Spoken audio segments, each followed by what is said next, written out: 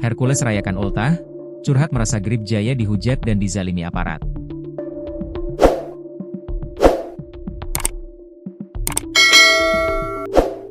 Ketua Dewan Pimpinan Pusat, DPP, Gerakan Rakyat Indonesia Bersatu, Grip Jaya, Rosario de Marshall atau yang lebih dikenal dengan nama Hercules, menyampaikan keprihatinannya terhadap situasi yang menimpa organisasinya belakangan ini.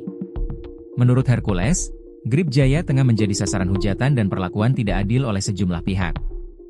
Belakangan ini, ormas ini dihujat, dibuzzer oleh media-media yang enggak bertanggung jawab, media-media yang dipesan, diatur untuk menghujat dan menzalimi Grip ini, ujar Hercules dalam pidatonya pada perayaan ulang tahunnya yang ke-57, Jumat, 30 Mei 2025. Acara perayaan ulang tahun tersebut diselenggarakan oleh Dewan Pimpinan Cabang, DPC, Grip Jaya Pematang Siantar dan berlangsung di Jalan Tanah Jawa, Kecamatan Siantar Utara, Pematang Siantar.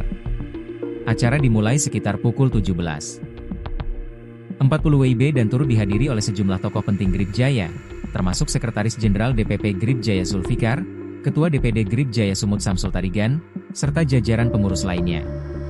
Dalam kesempatan tersebut, Hercules mengajak seluruh jajaran Grip di Sumatera Utara, dari tingkat DPD hingga DPC, untuk tetap menjaga semangat dan kekompakan. Ia menegaskan pentingnya bersatu dan tidak goyah dalam menghadapi tekanan. Kepada Ketua DPD dan DPC se-Sumatera Utara, kita tetap semangat, enggak boleh lemah, enggak boleh kendur, enggak boleh loyo, tegasnya.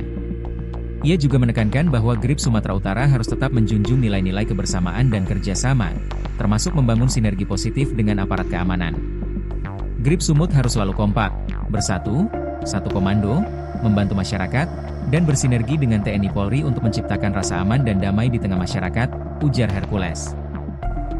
Ketua DPD Grip Jaya Sumut, Samsul Tarigan, dalam sambutannya menyatakan bahwa perjalanan organisasi di Sumut telah melewati berbagai tantangan.